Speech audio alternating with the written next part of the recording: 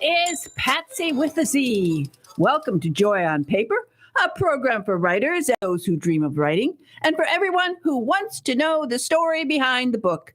Coming to you from glorious Clearwater, Florida, the perfect place for writers to write and readers to enjoy a good book.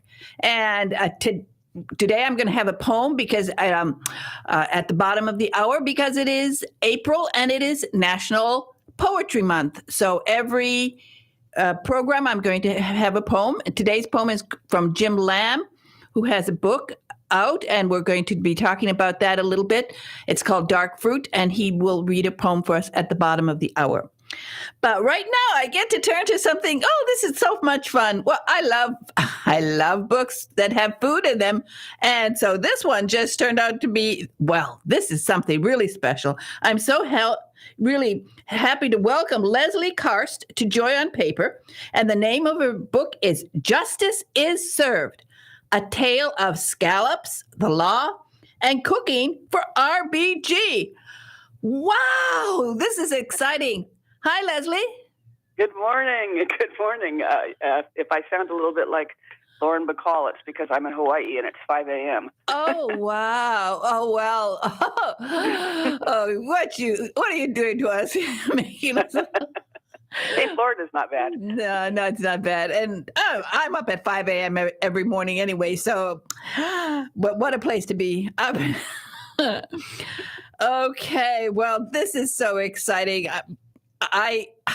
When I got this book, I thought this was so clever of you to come out with this idea. You have to tell us about it. And for people who don't know who RBG is, explain, how did you come out with an idea that turned into this marvelous book that you've written? Well, it came about because it actually happened to me. My father was a law professor, and he had known Ruth Bader Ginsburg back since the late 1960s when they were colleagues together. And over the years, they stayed in touch. And he was teaching at the UCLA Law School. He was about to retire after 40 years, and he had been trying to get RBG to come and speak at the law school every year. But, she was on the Supreme Court. She was pretty darn busy, and she kept putting him off. And finally he wrote and said, "Ruth, this is my last year if you want to come at my invitation." And she said, "Okay, I'll come." And he told me this. And I said, "Oh, my goodness, Dad, if she comes, you should let me come down and cook dinner for you and Mom and Ruth." And I thought sort of it was kind of a joke. But he said, "Oh, that's a great idea." And I went, "Uh-oh, what have I just gotten myself into?" And, because I was actually a small town attorney at the time myself, and wasn't a professional cook or anything. I had been to my local community college cooking school. And here I was, having just agreed to host the most, fabulous dinner party of my life, and it was rather daunting. So anyway, it happened, and it turned out great. I thought it was wonderful. That's what a dad would do. Your dad Exactly. Always has faith in you. Your dad doesn't even question it. It's just automatic. Absolutely. I know, it's true. Oh boy. So anyway, after the whole thing was over, I had never thought about writing a memoir about it. But after it was over, we were driving back home up into Northern California, and it was like, wait, I should write all this down. It's pretty amazing what happened, because it wasn't just the dinner itself, which was incredible, and getting to sit down with Ruth and her fabulous husband Marty, and to dinner that night, and my mom and dad and my partner Robin and 5 U.S. Marshals in my parents' den. And I realized it was something I really needed to write down. So as soon as I got home, I wrote everything down I could remember from what happened in the months leading up to it, the night of the dinner, all the conversation. So that was very fresh in my mind. And then it sat on my computer for many years before I actually went back to it and turned it into the memoir that it is now. Well, you've written it beautifully, and it is such a wonderful story. And I think it's so heartwarming. It's a kind of thing that when you get an idea and something just works out so beautifully. And in this case, it's just what a thrill, really a thrill of a lifetime to have The thought of it, it just makes me so excited. And I was, wow. And as you said, you wrote the story, and I'm sure you talked about it over the time to people, and everyone wanted to know more. Right, it's true, and that was one of the reasons I decided to go back to it.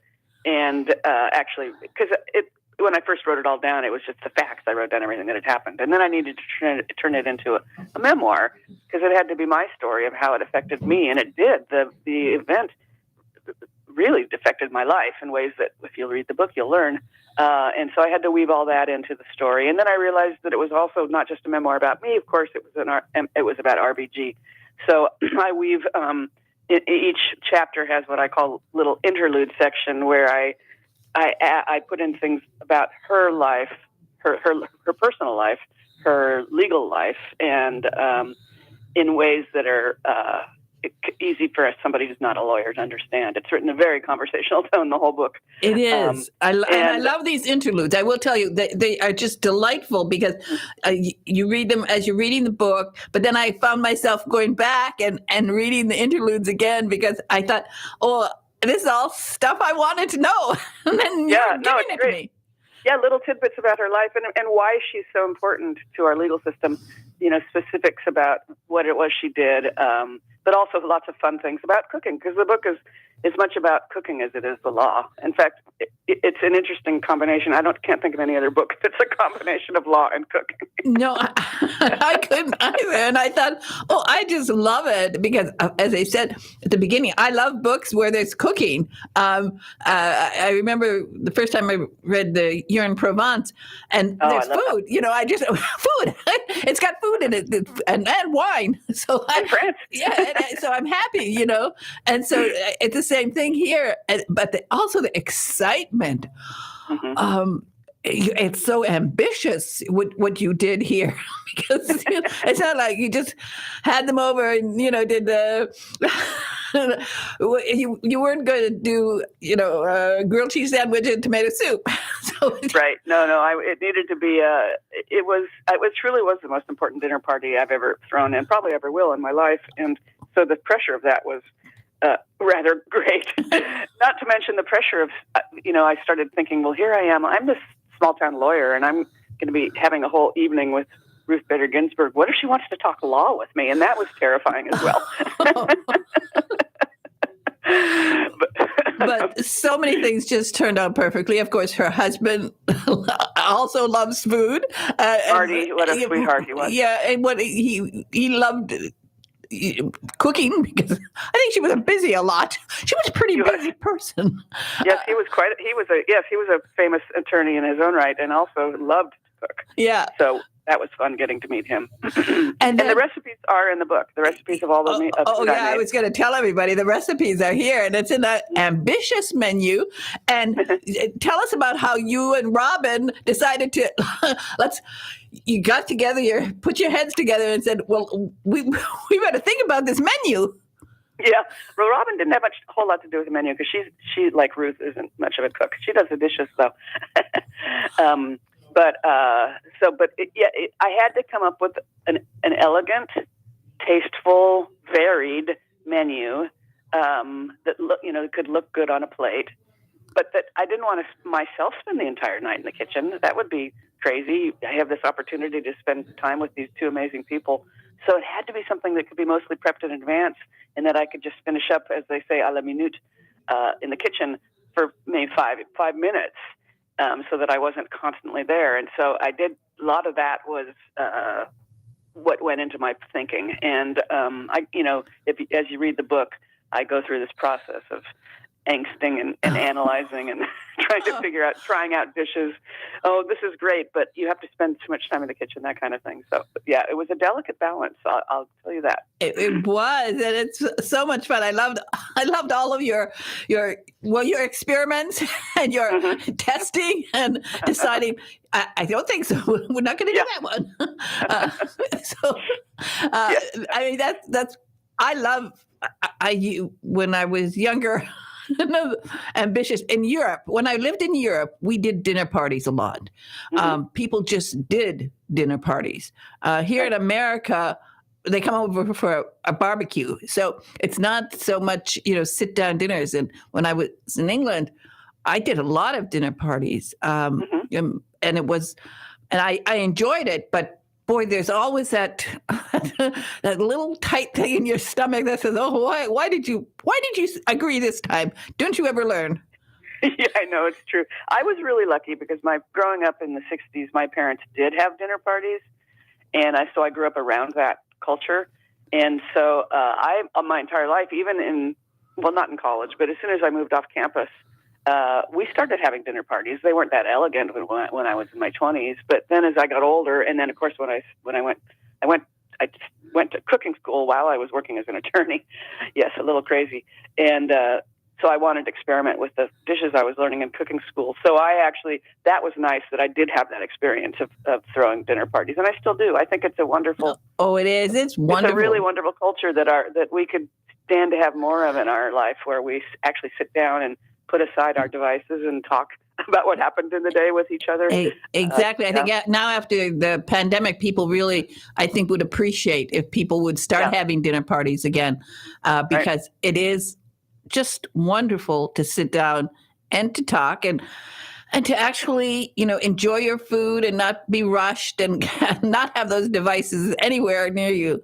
Right. But it doesn't have to be fancy. It could just be something simple, but to stop and sit down and break bread together is a wonderful thing.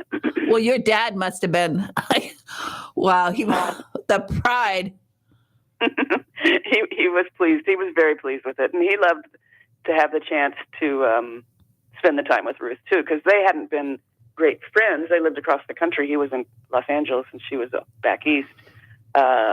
And so for them to I have this wonderful photograph of them during the dinner where they're leaning in and both smiling and talking about the law, and they're just so happy. It's really precious.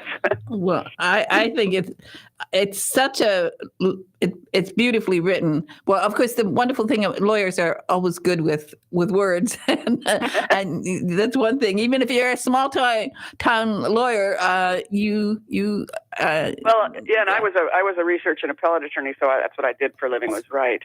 Plus, I came into this memoir having already written. I write a culinary murder mystery series as well, and I was going to mention that. Yeah, so I had written those. It's the Sally Solari mysteries, which are set in California, and her family owns restaurants. And so I had those under my belt. But, writing a memoir is really different from writing fiction because you have to write about yourself, and that's scary. Well, I thought you did it so well. I liked the trip to Paris. Yes, me too. Tell us a little bit about that research that you did there, because you did do some tasting here. I did. Well, it was just kind of a coincidence that the day that I found out that I was indeed going to cook dinner for Ruth Bader Ginsburg, it was the morning that Robin and I were about to leave for a month in Paris. And so it was great because my trip to Paris gave me a purpose in life. Not that one needs a purpose to go to France, but but we spent, we went to many restaurants, and every time we ate a meal, I would look at the dishes and think, could this work for the dinner? And I would try things out and talk to people. And I actually, in the book, you'll see I did throw a dinner party while we were living in Paris and invited some of my Parisian friends over to taste the food and see if they thought it would be fit for a Supreme Court justice. and so, it was a great opportunity, really. Just it gets you excited when you're in Paris because you taste the cheeses. You sort of your taste buds are reawoken, in ways that you might not have at home, because when you taste things in Paris and you're like, is this really bread? I mean, it's just bread. Why is it so great? Oh, boy, that bread and the baguettes you get in France. It's amazing. Oh. Or when you walk into being cruel now because I don't have one here. Now you're making my mouth water. Or when you walk into a cheese store, I tell people, well, they have for people who haven't been to Paris, I say, well, one of my favorite places was to walk into the cheese store, and they say, a store for cheese, a store, just cheese. I said, yeah, it's just cheese. How can you have a store for cheese? I mean, they go down the aisle, the dairy aisle, exactly. and they see everything in plastic. That's not how it is in Paris. Yeah, I think that might be my idea of heaven, is dying and going up to heaven and walking into a cheese store. It's such an experience, and we also used to do like a month in Paris, because you really need a month in Paris. Mm-hmm. You have to just be there. You have to be part of it, and so you get to know the people in the little stores that Exactly. and it just makes it's something. And so you can walk around and walk off some of those calories you get from eating all that cheese. Well, that's true, and actually that's what you do in Paris. You walk. And everybody does. They walk miles and miles and miles. I don't think any place I ever, I took hikes in Yosemite, but boy, oh boy, did I walk Paris. It's true. And up the hills, and up the stairs. When you go to those stairs and you climb up to Montmartre. Right. Wow. Oh boy, best view in the city though. Worth it, isn't it? So I got a kick. I mean, so the memoir turned out to be not just about Ruth Bader Ginsburg and giving us so much. I love all those stories. I don't know how you collected all of those sort of more personal stories, but those are fascinating. And then just to see your life, and I just kept getting a kick out of it. How my dad would have gotten a kick out of me making a dinner for somebody important like that. And your dads are wonderful, aren't they? They sure are. And it brings you saying that brings a smile to my face. He passed away a few years ago, but this book, I know, and as did my mother. And this book it's wonderful because they had a chance to read the first draft of it, obviously, because I wrote it many years ago. But it's kind of an homage to them, and it's dedicated to them because they both play a big part in the book. Yeah, that's I wanted to say that because I think it is so important that they knew that you were going to do this, but they were there. They saw. They were there. They saw this fantastic. I mean, everything from scallops to roasted squash soup. A very good selection. I love that. I love that. Yeah, that soup is delicious. Yeah. And by the way, the recipe it looks complicated, but it's actually quite simple to make. Yeah, and it's wonderful. For people who haven't had it, and your recipe is excellent. And then all the other things that you did, of course, I think always having fish is good too. So you had lots of things, and her husband actually gave you a little bit of information about what they'd eat, right? Yeah, because you can't. One thing, if you're hosting a dinner party, you can't prepare something that somebody might have an allergy to, or if they're gluten-free or whatever. And so Marty and I had a lovely series of emails back and forth before the dinner, talking about food and other things, which is when I first realized what a charming, lovely man he was. Well, and it's wonderful. You have to set up the atmosphere. You selected just the right look for it too. Mm-hmm. Yep, my mom helped with that because the dinner took place at my childhood home where I grew up. Wow! Oh, I think it's just a beautiful story, and I hope people will, really. Sometimes when people do spontaneous things, they get an idea, like you did, and it works out. It gives me such a thrill when something like that happens. It's true. I mean, if I hadn't blurted out, that sentence, this whole important piece of my life would have been missing. So it's true. It's a good point. If you want to do something, just go for it. You go for it because you never know. I mean, you might have decided to make a souffle, and it might have.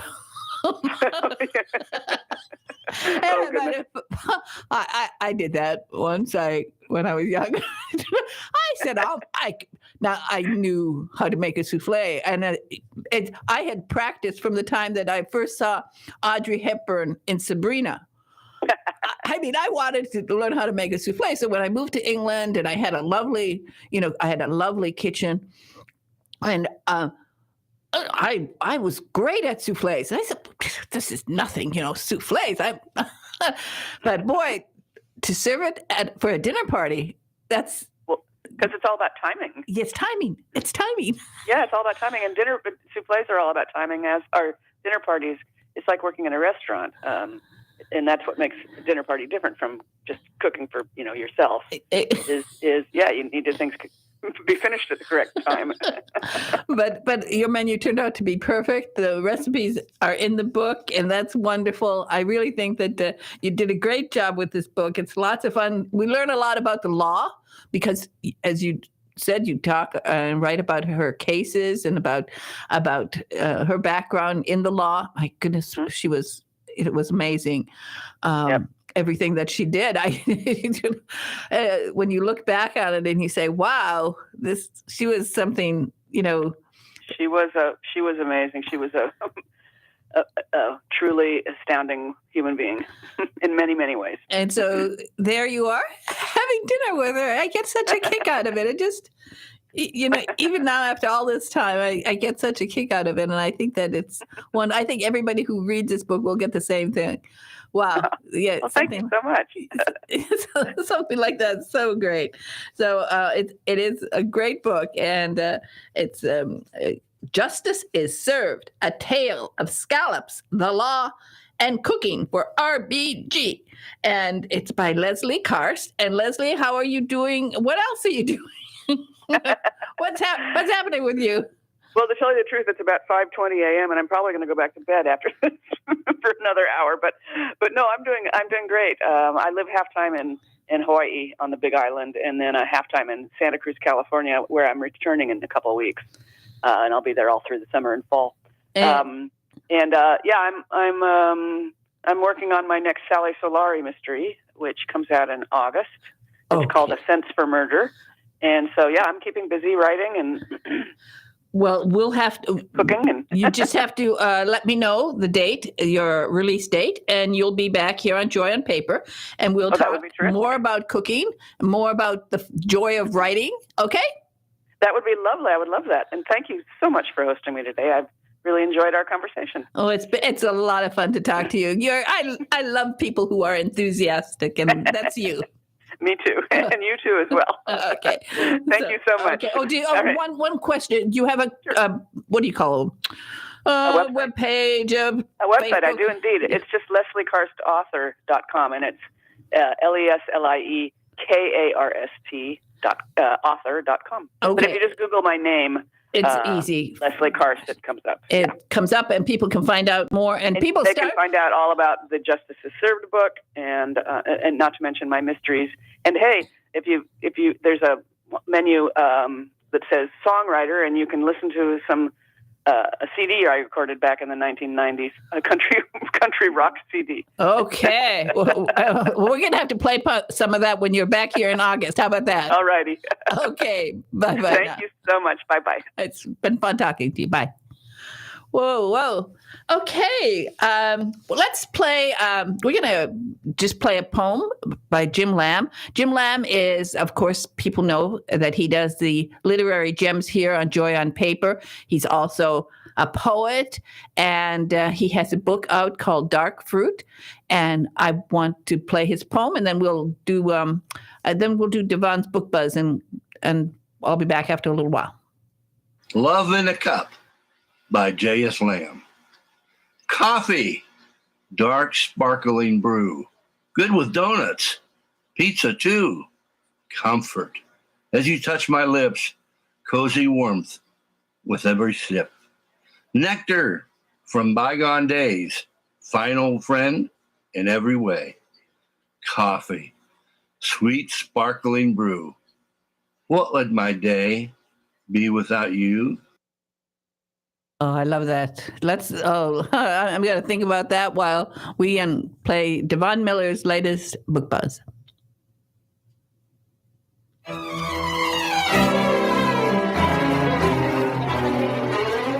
Hey everyone, it's Devon Miller, author and illustrator of the Mr. Tickety Tock Clock children's book series, reporting for Joy on Paper with the latest on children's book buzz. It's a new year, so what better way to start the new year by reading a new book?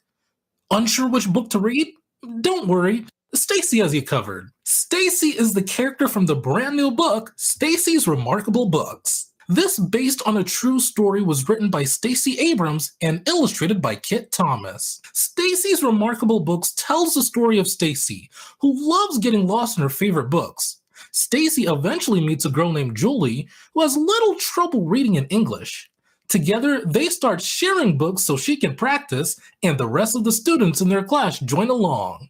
Almost 10 years ago, Stacey Abrams received an unexpected note from Julie, thanking Stacey for her friendship and how they were able to bond over books. It was this friendship that became the basis for the book. Already the #1 new release for children's books on girls' and women's issues on Amazon, Stacey's Remarkable Books is the companion to the #1 New York Times bestseller, Stacey's Extraordinary Words. It's a tale from Stacey's childhood about the power that books have. When reading this book, I think this book will have the power to bond people together, just like how Stacey and Julie's friendship stemmed from a bond over books. This is Devon Miller reporting for Joy on Paper. For more book buzz involving children's books and authors, head on over to radio-joyonpaper.com and click on Devon Miller's Book Buzzes. I think it's about time that I buzz out now.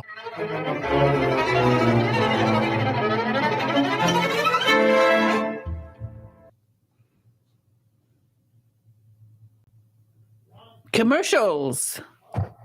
Okay. Is the Tan Talk Radio Network. Have you ever faced disaster? The Red Cross is always there for you. The Red Cross responds to a call for help every 8 seconds. They have never turned anyone down. Now they need your financial support so that they can be ready to help you when the need arises. Donate online at redcross.org. Thank you. Are you an author, an artist, an inventor? Then you need to protect your valuable intellectual property. You need Larson & Larson. We have the experience and knowledge to help you with all of your legal needs, from processing trademark, copyright, or patent applications to negotiating licensing agreements and handling litigation. The attorneys at Larson & Larson in Largo, Florida can help protect you. Call us today for a no-cost consultation at 727-546-0660 or visit our website at larsonpatentlaw.com. Do you dread being called on to speak at meetings or family functions? Have you envied those who can sway an audience with well-chosen words? Do you know that people who speak well earn more money, earn more rewarding careers? Gain the confidence to master any speaking situation. Toastmasters will allow you to find your voice. Go to toastmasters.org to locate the club nearest you. This is the Tan Talk Radio Network.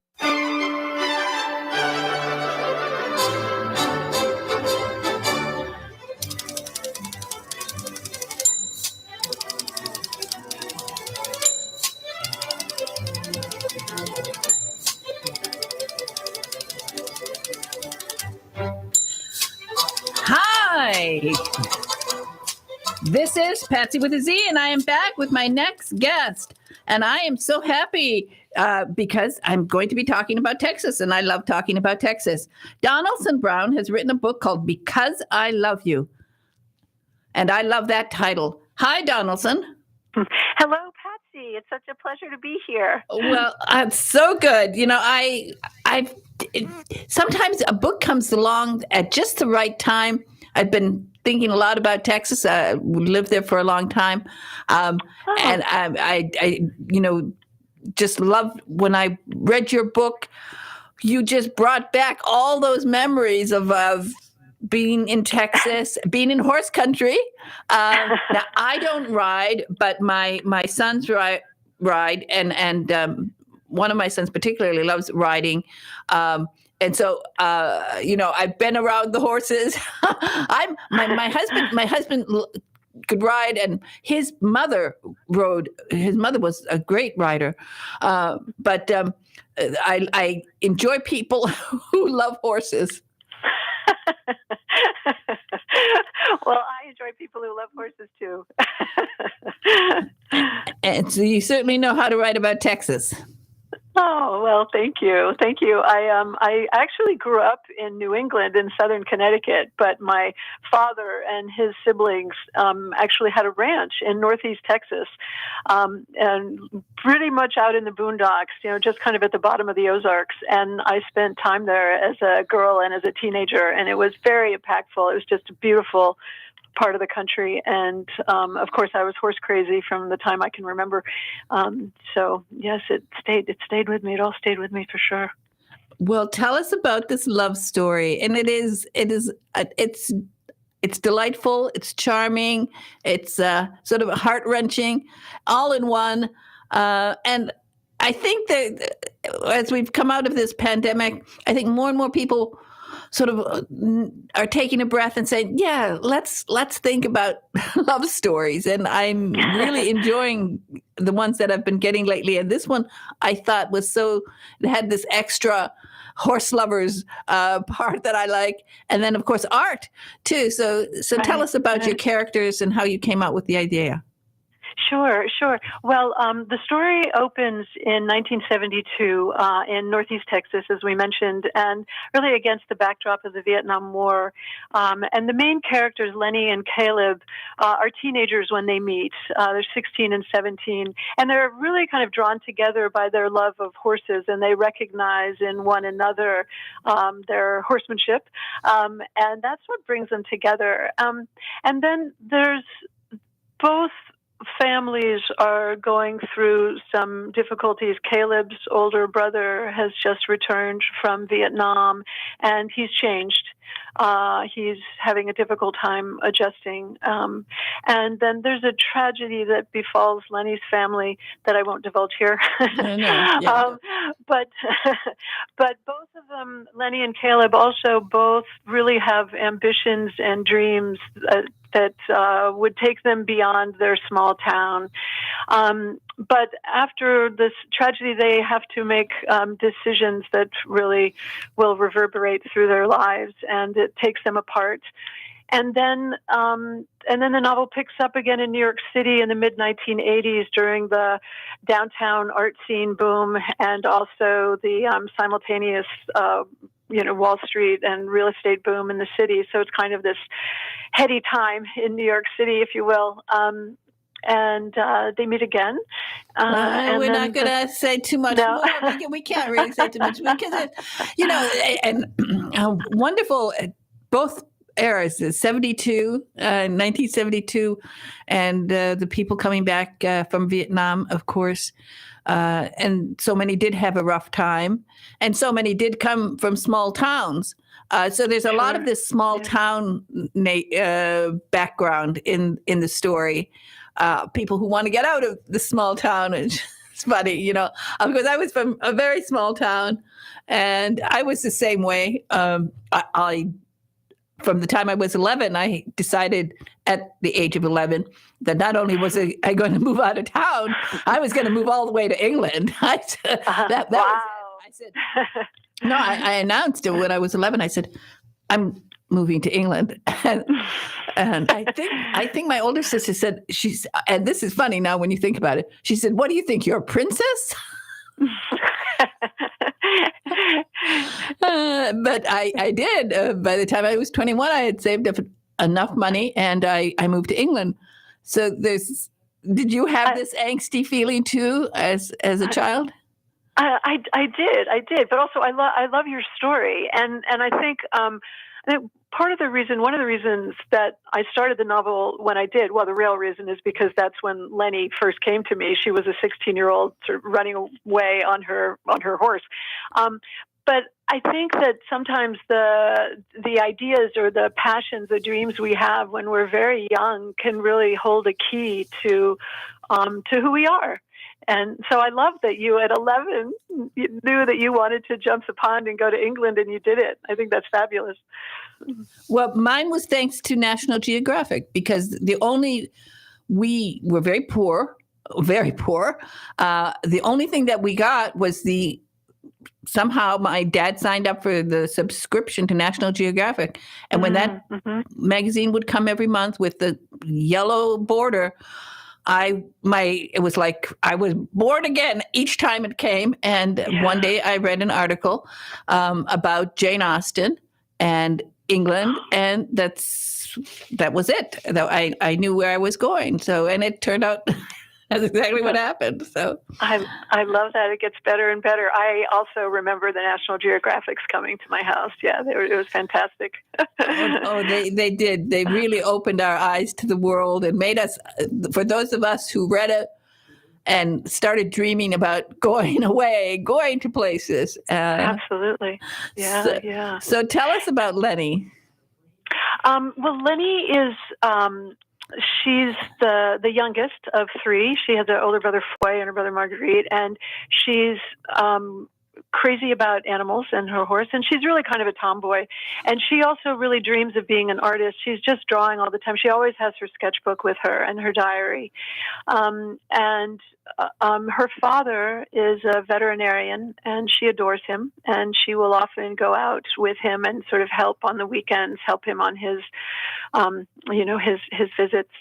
And her mother is actually a French war bride, and she came from Normandy, France, and met Lenny's dad when he was there during the Second World War as a medic. And she was taken a little bit by surprise, Lenny's mother, when I think she thought she was marrying a medical doctor and came back from Normandy, France to ranching country in Texas and found she was married to a veterinarian. Yeah, it would be a little bit shocked. I look at it from that point of view.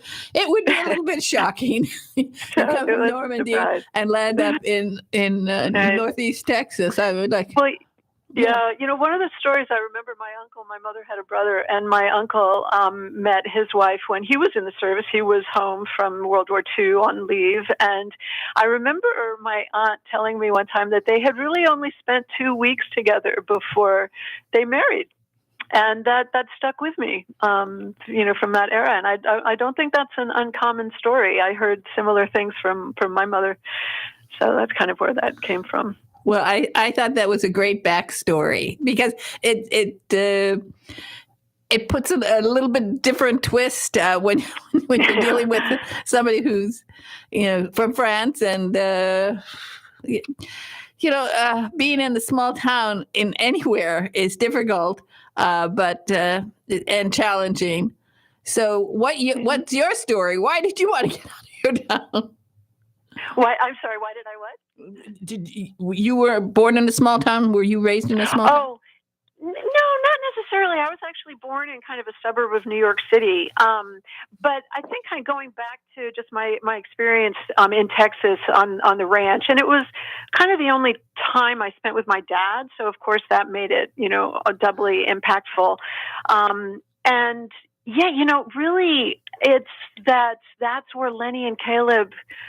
It's where they were, and that I just follow them. And I find when I'm writing with my characters, if I try to plan things out or outline too early, it just takes the life out of it. I just feel like my characters kind of stop what they're doing, put their hands on their hips, turn around, look at me, and say, "Would you just leave us be?"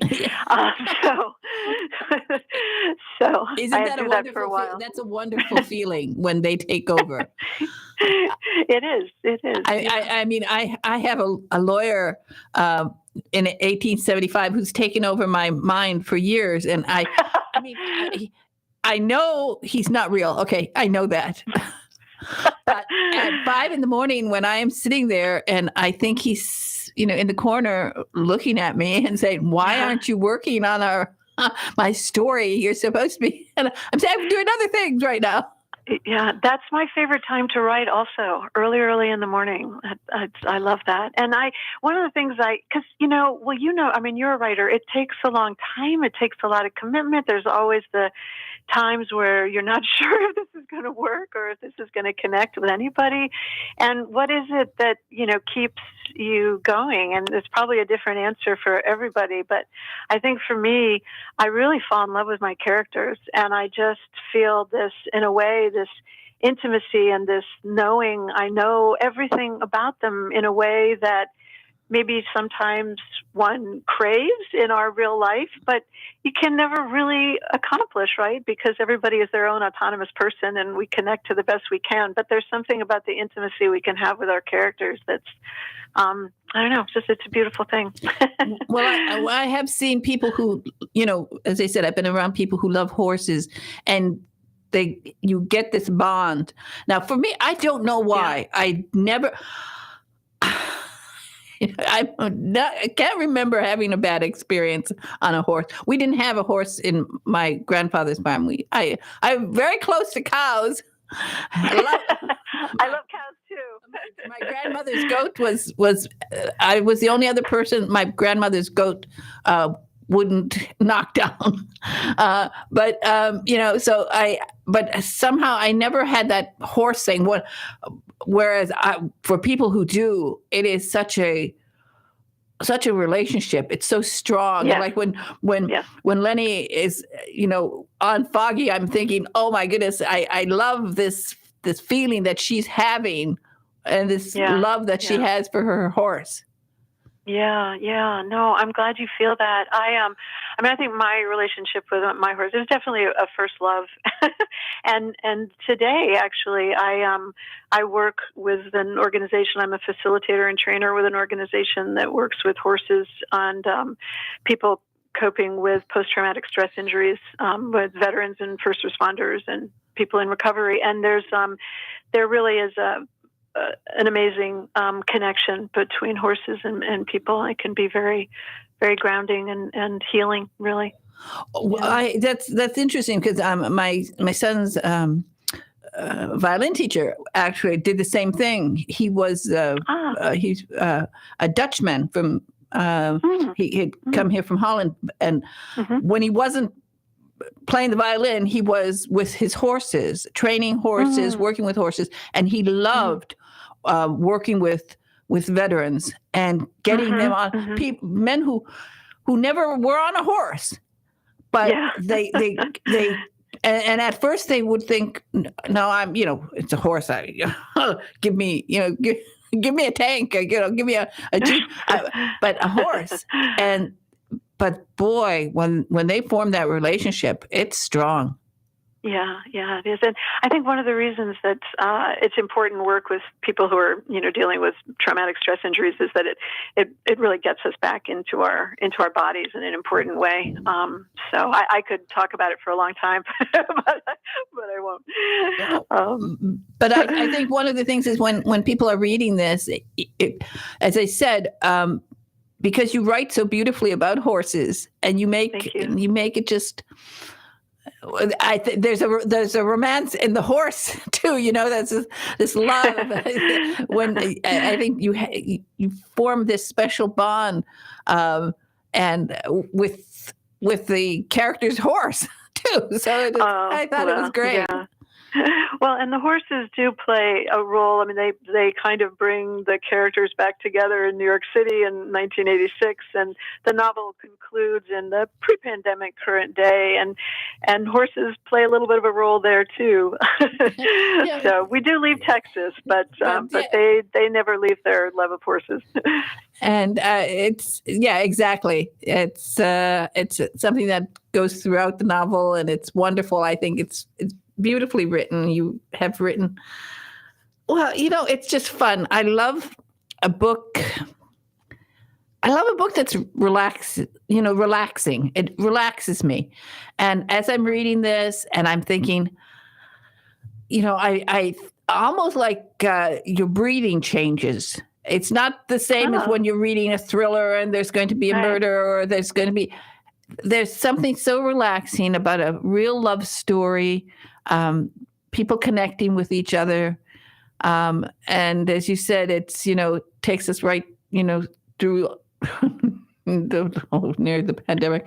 But nowadays, I think people do need books like this. And I think the book is lovely. You've done a great job with it. And I wanted to ask you, spell your name for people. Donaldson. Oh. well, it was so interesting. I got it wrong a couple of times. I'm writing it. I'm saying, no, I know there's something wrong with this. Yeah, actually, my first name is spelled Donnalson, and I was named for my grandfather, for my father's father. I was the 16th grandchild, and no one had yet been named for him, so I got the honor. But when I was a girl, they called me Donna, Donna. And so when I started going by Donaldson, I just kept the double N. I don't know. I think I just wanted to be a little bit different. So, so it's but my favorite response when people say, "That's your first name? Are you sure?" I've actually been asked that. It's like, hey, yes, I'm pretty sure that's my first name. Well, I think you are the only author with that first name, and I am. Actually, it's good because it's easy to find. Because if you have, I had one person on recently. I mean, everybody had her name, and I said, "Oh, poor girl, she can't have a break," because people were actually, on when they do like on Facebook, and you put their name up. Well, it's difficult to find them, but with double N Donaldson. So that's what you can be called, double N Donaldson. It's a right, like Patsy with a Z, and right. Double N Donaldson. So we have a easy way. That's how people remember me. It's really strange. Yeah, sure. I'm waiting. I'm waiting for somebody to name a baby Patsy with a Z. I'm going to give them some kind of a prize if somebody will have a baby and name it Patsy. Not with any other name, just that, because Jimmy Hoffa gave me that name. So that's amazing. So if it's good enough for Jimmy Hoffa, it's good enough for some other baby, and Donaldson, with two N's, Brown. Then it's nice when you have a simple last name. Yes, that helps. Yeah, it would have been really difficult if you had a 4-syllable last name. Then, yeah, that would have been too many syllables for sure. But but people can find you on the internet, and your book is available online. It's a lovely book, a sweet book, and I think an encouraging book too, because we need to know that love can bloom, and it's springtime, and we need some happiness and joy, don't we? Well, I hope it's a good story that people can sink into, and that they like Lenny and Caleb at least as much as I do. Well, I think they will. I think they will. And the book is called Because I Love You, and it's by Donaldson Brown. Everybody get it. Have a nice weekend. Just relax. Be happy. Think about horses, and think about people being in love, falling in love, and finding love, right? That sounds like a good plan to me. Okay. Thank you so much for being on Joy on Paper today. It's been a joy to talk to you. Thank you, Patsy. All the best to you. Okay. Bye-bye. Bye-bye now. That's so sweet. Really, it is so sweet. Wonderful. I've had a couple of love stories lately, and it's refreshing getting back to people who are in love and finding love, and just, it's wonderful. And this book is very sweet. It's called Because I Love You, and beautifully written. She's very talented, and she's got a way with words, and it was nice. I enjoyed the part about Texas, and then also, as she said, when the part in New York City and in the arts community. A really great book. Anyway, so it's been a great day, and just think about that. If you would have a dinner party, who would you like to invite? What would you do if suddenly you could have a dinner party and invite anybody you wanted, and that they'd accept it? And the funny thing is, you never know, because you might have an event or something. Just recently, somebody, who was it? Some famous singer was invited to somebody's wedding, and he showed up. But you don't know unless you're going to try it. So you might as well try it and ask somebody to do something like that, or just for kicks. I think what Leslie Karst did with this book, telling the story of how she created this menu for somebody to have a dinner party for somebody important and pulled it off. It's exciting, and it's you can just do a smaller dinner party. Dinner parties are fun. I'm glad that I got this book and got to talk about it, because as she writes in this book, the sort of there's that. When I talk about joy on paper, one of the things, joy in a cookbook. I love to read cookbooks. I have a lot of cookbooks, and I just open them up and read them, and I love to do that. So you might think about doing something like that, and it's time people get back out there and start living again. We've had too much of this pandemic-y years. They took a lot away from us. So I've been really thrilled with some of the books that I've gotten that are a bit more cheerful. I did not, everybody just thank me so much. I did not review any of the pandemic-y books that had more pandemics, especially the ones with oh gosh, I don't even want to say it. I got such pandemic-y books, but I didn't review any of them. Did I? Did I invite any of them on? No, I did not, because I couldn't take it, and I didn't think you could take it. So I said, okay, I do not want to hear about it, especially those yellow leprosy ones. I'm glad I did not do those ones. We don't need it.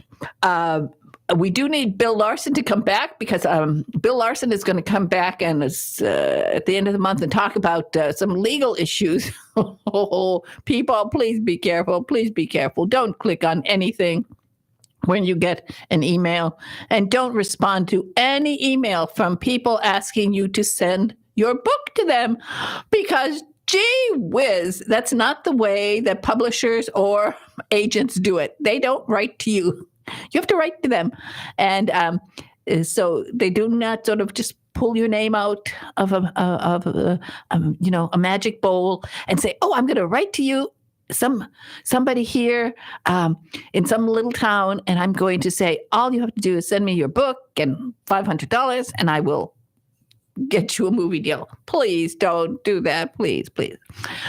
But meanwhile, you should be writing, because maybe one day you'll find an agent too, or a great publisher who will take on your books, and then you will be a happy person, like these two guests I had today. And particularly, I like this Donaldson Brown book. This was lots of fun. Anyway, everybody, remember what I always tell you. One of the joys of life is to see your words on paper, to hear them spoken in audible book, or to hear those magic words, lights, camera, action, and your book will be turned into a major motion picture, streaming video, or perhaps a series on the Hallmark Channel, like I am hoping for Carol J. Perry and her, Witch City Mysteries would be great, because she's got 13 books already. So we could get that one going. And Hallmark, wake up. And meanwhile, say something nice to somebody. I will say something nice to Big Ed in the control room. Thank you, Big Ed, for everything. And he saluted me. I saluted him, because I should have been a general. I certainly think like a general. I'm certainly bossy as a general. Everybody, have a wonderful, wonderful weekend. Bye-bye now.